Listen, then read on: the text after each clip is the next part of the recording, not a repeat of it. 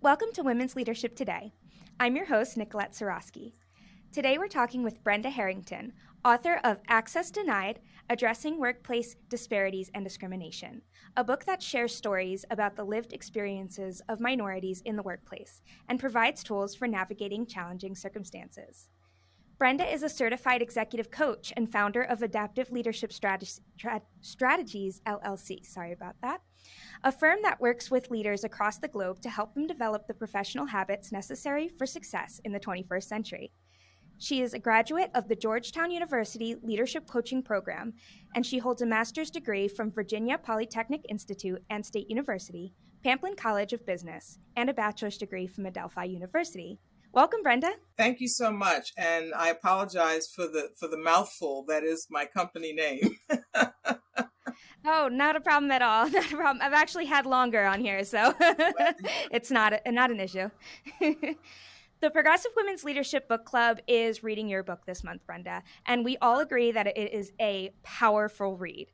I'd love if you could start us off by telling us a little bit about the book and why you wrote it. That is so exciting to me. Thank you for your interest in the book, first of all, and I'm grateful that they find it interesting.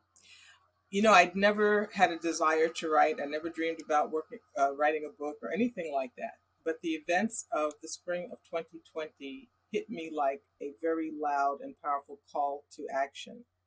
As we all know, we experienced and witnessed a series of unfortunate events in the United States during that period.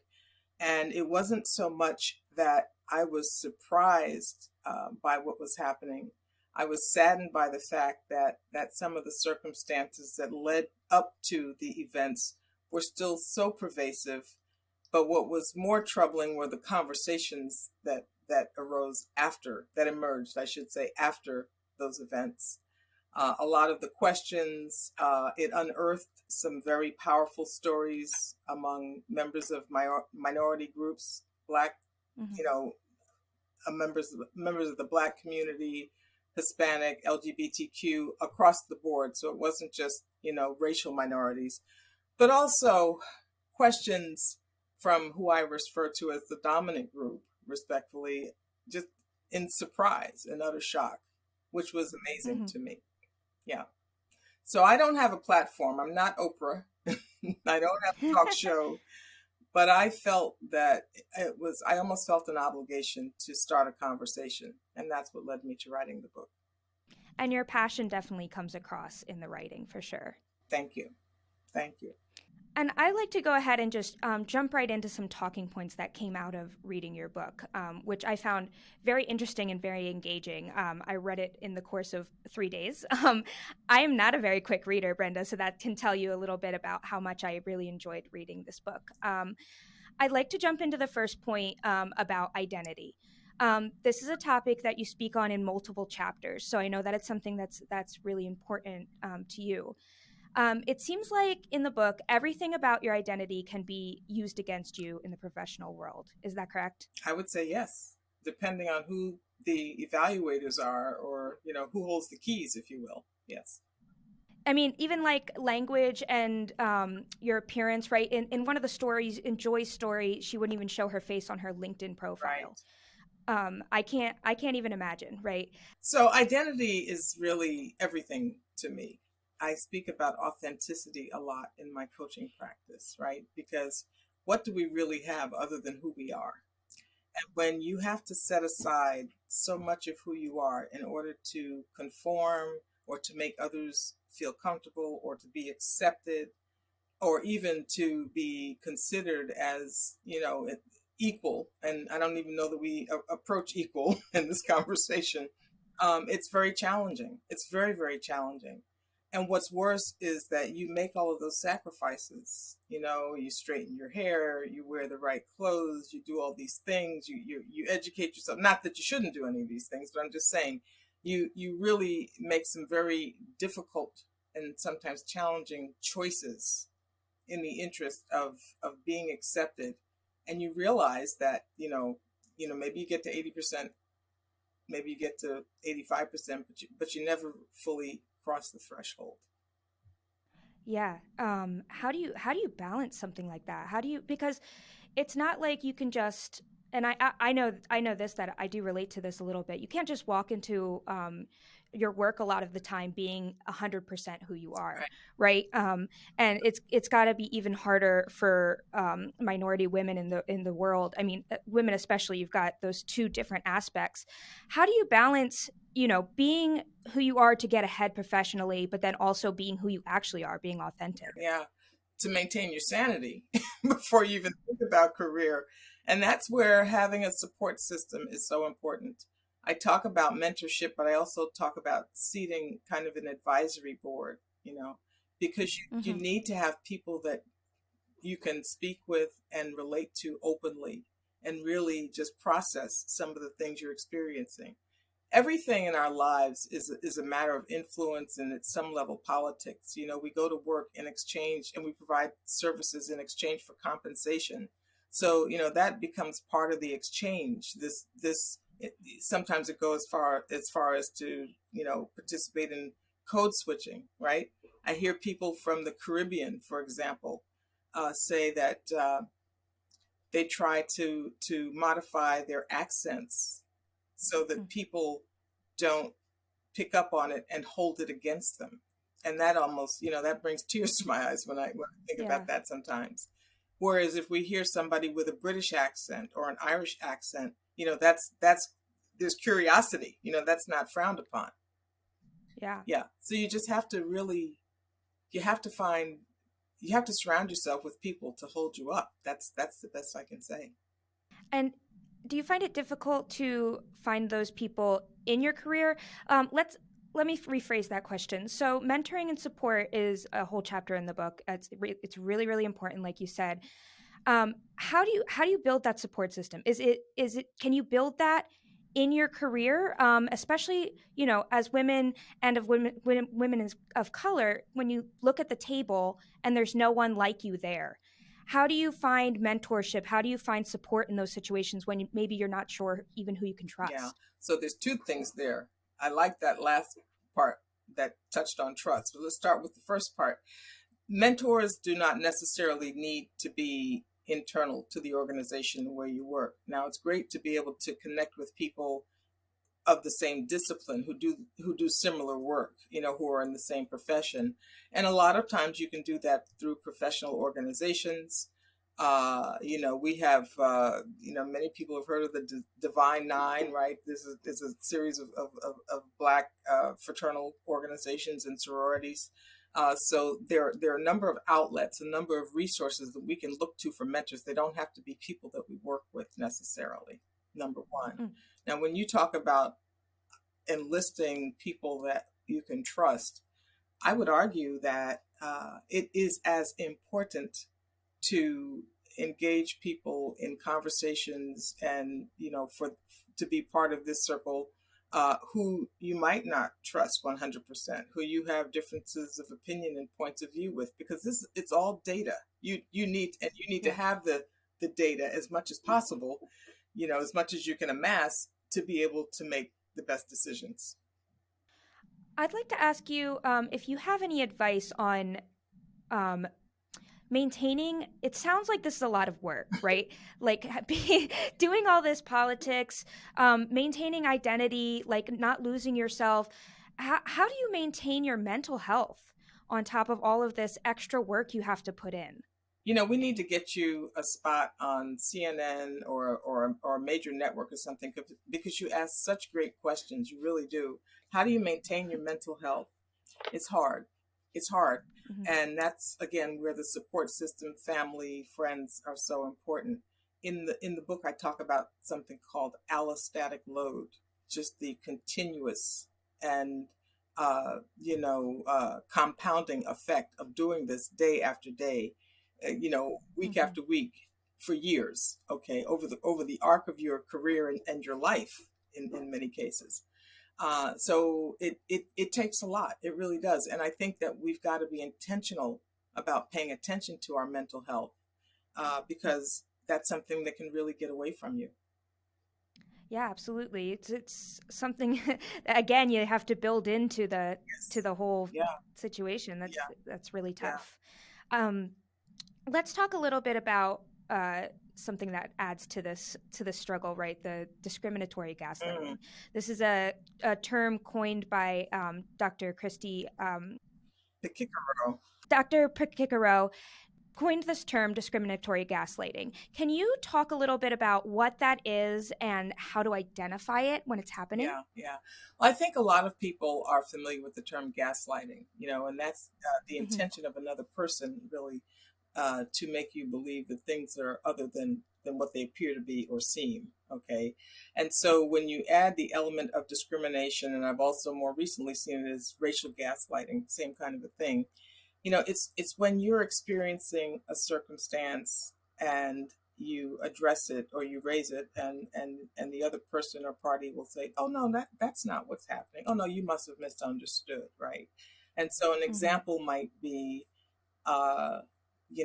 two people, equal education and qualifications, and experience, being considered for, let's say, not even a position, but even just to lead a project, right?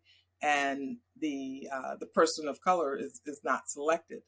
And so, when you question that, you say, I feel like, that I'm curious about, how that decision was made, or, oh no, no, you misunderstand. You misunderstood. It must be something else. So when you're made to feel like, you're really not seeing what you're seeing in plain sight, Yeah. and that happens in the largest and the smallest of ways, right? And so you really Hmm. begin to question and second guess yourself. And in many cases, what they say, there's smoke, there's fire, and I don't mean to make this cliche, but typically there's something there. There's something to, that you need to peel back the layers on. And that's why in the introduction, you might recall, I say, one, I want you to know you're not crazy. Right. Right? And that's the point, right? Because a lot of times, oh no, no, no, that's not what that is. You're overreacting, or you misunderstood. And two, you're not alone, okay? Because it happens more than we'd like to admit. Yeah, and you had in I can't remember if it was one of the stories, you were talking about the word fine, right? Oh, it's Right. fine. Um, and it's crazy because and I can from experience I know that like in a way we can kind of gaslight ourselves as well.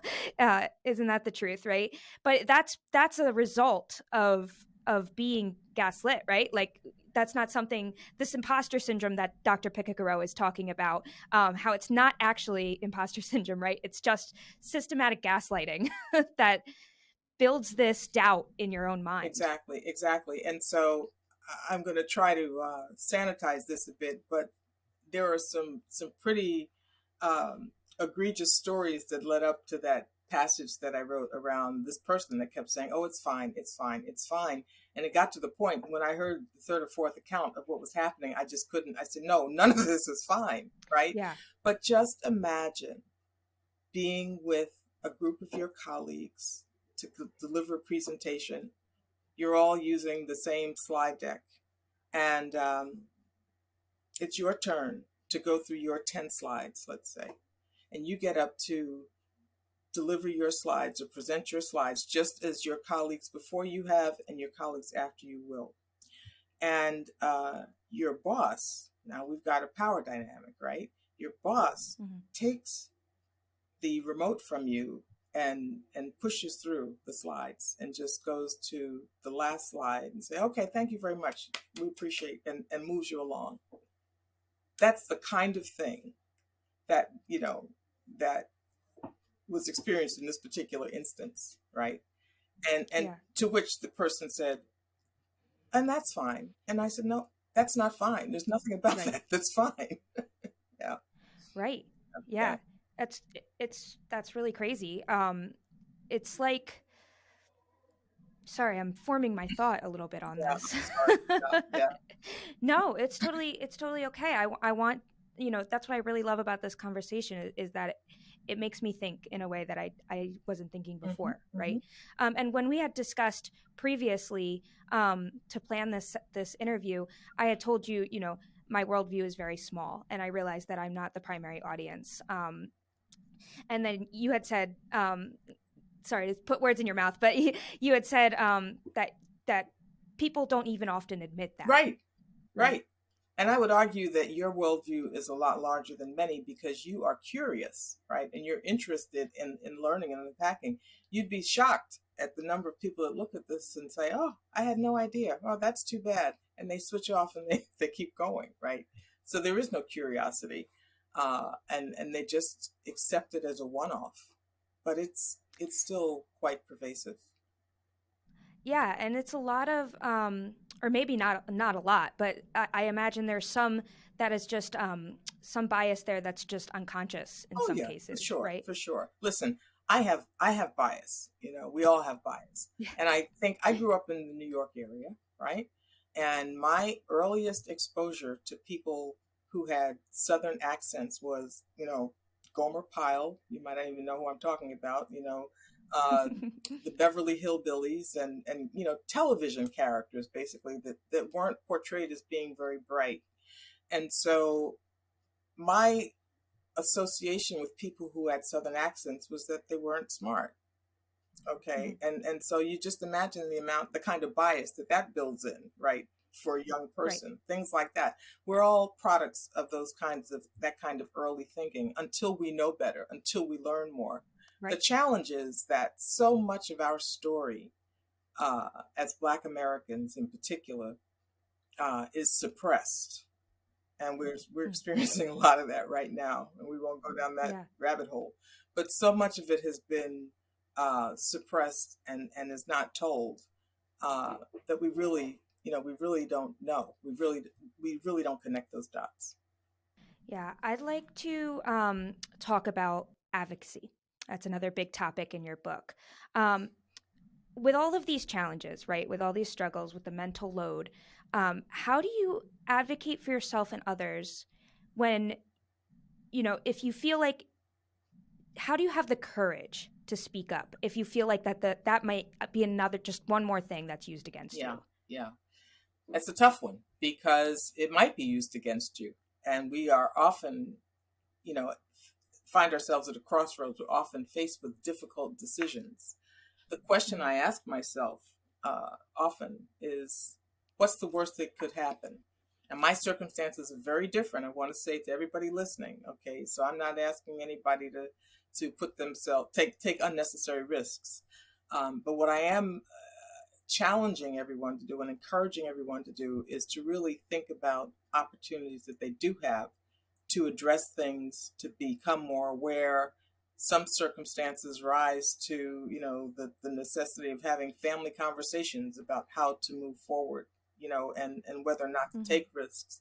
The other side of that, though, Nikolette, is that when you don't say something, when you let things pass, when you look the other way, when you choose to say, that's fine, then you're sending the message that it's okay to treat me this way, okay? And everything you're doing is acceptable. And that I don't feel we can afford to do, any of us. Absolutely.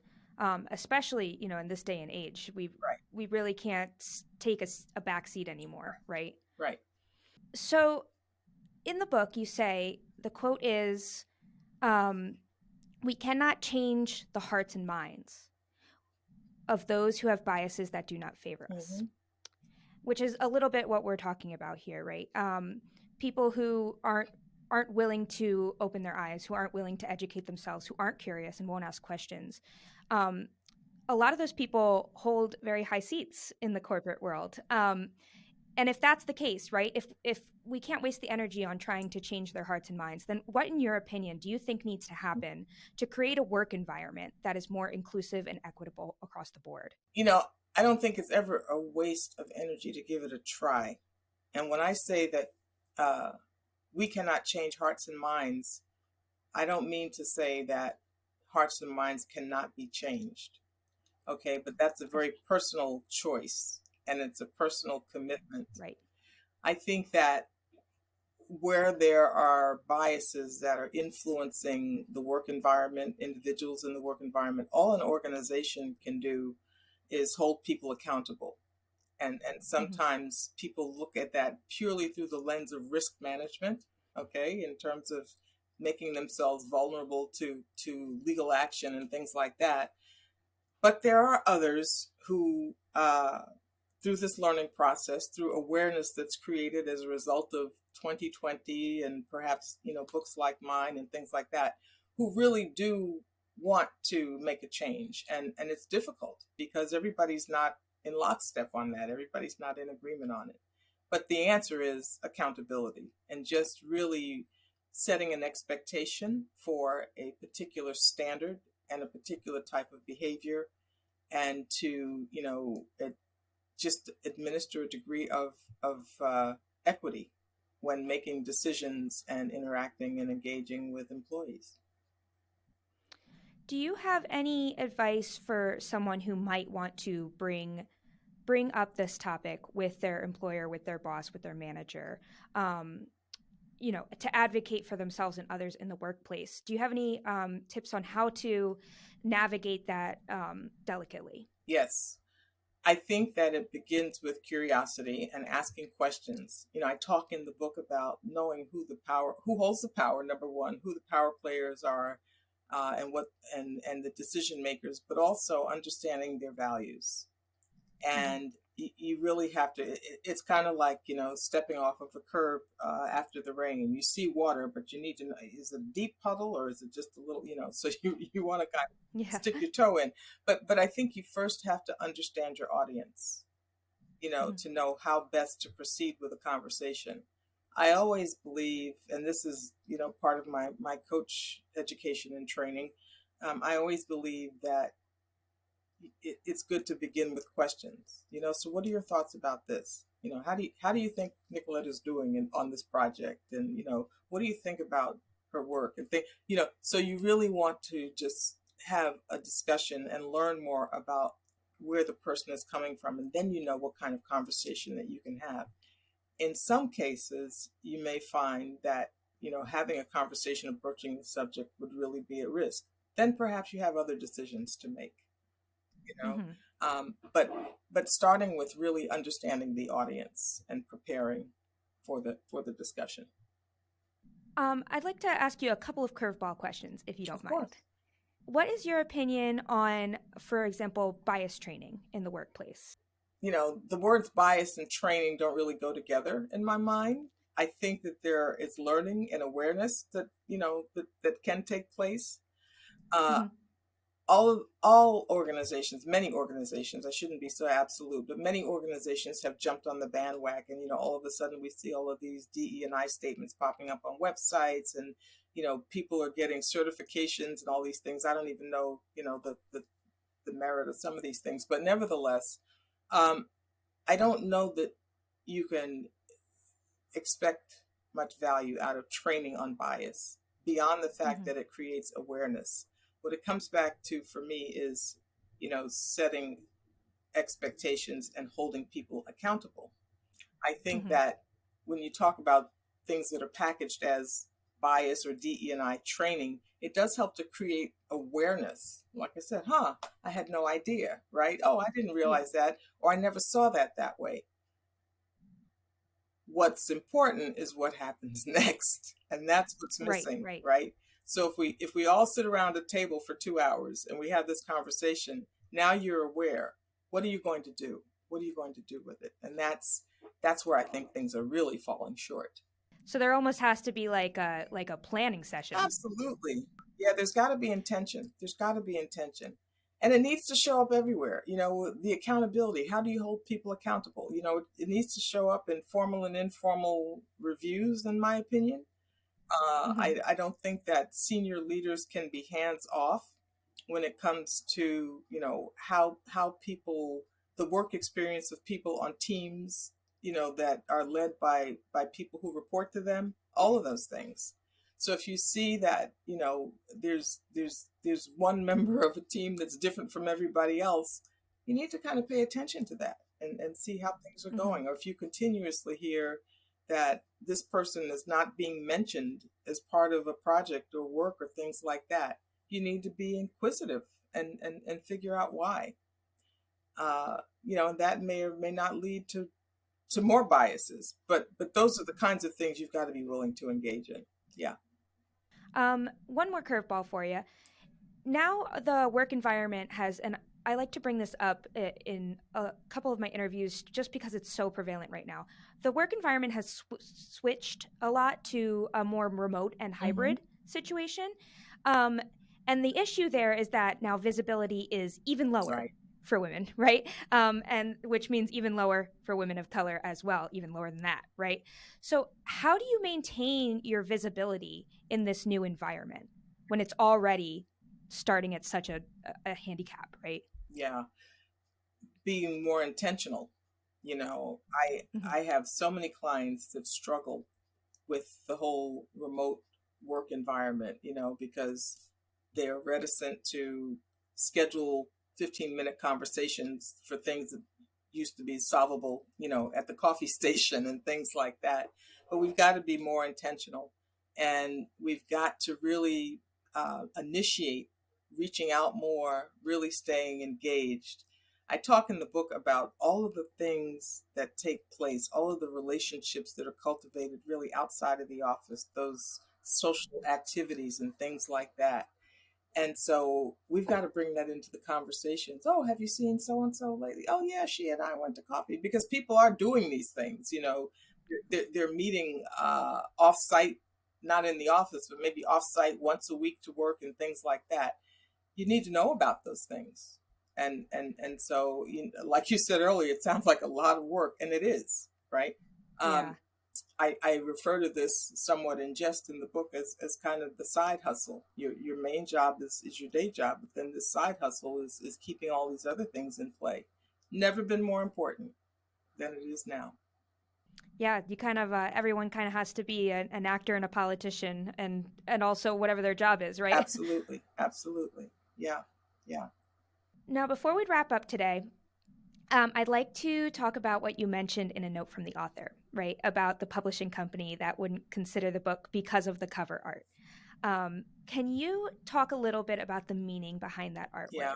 So it wasn't that they wouldn't consider it. They came at me like initially and said, well, that looks like a children's book. We're gonna put together a cover for you that really will help to market the book and, make it more visible, all these kinds of things. So the cover art was created by the incomparable Dr. Jeanette Kowalik, who is secondarily an artist. She's a public health official. And I never knew she painted. And one day she had a beautiful painting hanging behind her, and I commented on it. She told me that was her own work. And so when I was writing the book, I asked her to conceptualize what I was thinking in an image.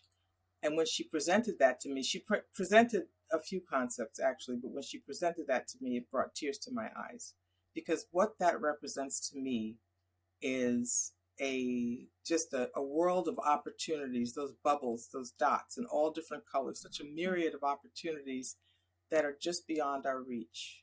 We can see them, in some cases we can touch them, we can experience them, but they're out of reach for us. They're out of reach for me. Okay. And the grounding in the field, the grass, and all of that really is a representation, of our beginnings in this country, right? And so many things that tie back to the days of slavery. People like to talk about slavery and the Civil War and everything as being history and something that's over, but they don't map the impact that it's had and has over time. It shows up. The impact shows up in our legal and our judicial system. It shows up in our social system, and it still has a hold on how we think about circumstances in this country. And so that really reflects the journey, and just still reaching, still striving for these things that are inaccessible to us. And it's beautiful artwork on the cover there. She did a great job. Did, yes. That story about the publisher is kind of a metaphor in its own right? Like, yes. completely overlooking the issue without even considering what the meaning might be. Right. That I really, it almost made me cry. That little part at the end there. Yeah, no, I didn't mean for that to happen, but it is. It really, and so, when you think about these things show up people say to me, how do you put up with that every day? How does that? And a friend of mine, an HR friend of mine, says all day, every day, and it's the truth. And people say, well, how are you so pleasant? Why are you not upset? Well, what's the alternative? You don't want to live Right. life in anger, right? So you just Right. find ways you just get through it. Brenda, this has been an amazing conversation. Thank you so much for sitting down with me today and going over your book. Well, the pleasure is mine. I'm grateful for your interest in the book. Thank you for sharing it with the book club. And really, thank you for the questions, the meaningful questions that you've asked. I'm appreciative that you've really taken a deeper dive into the meaning behind some of what was presented in the book. So thank you. Absolutely. It's been a pleasure to speak with you about this today. That is all the time we have. We do release 2 episodes a month, and you won't want to miss a single one. You can now watch us on YouTube and listen to us on Spotify, Apple Podcasts, Google Podcasts, almost anywhere podcasts can be found. Make sure to like, comment, and subscribe today, and follow along with us on LinkedIn, Facebook, and Instagram. Thank you again, Brenda, and thank you to all of our listeners. Thank you. Thank you for listening. Progressive Women's Leadership is passionate about providing the best tools to help you reach your fullest potential. Visit us today at progressivewomensleadership.com for access to workshops, articles, e-guides, and much more to help you further develop your skills and advance your career.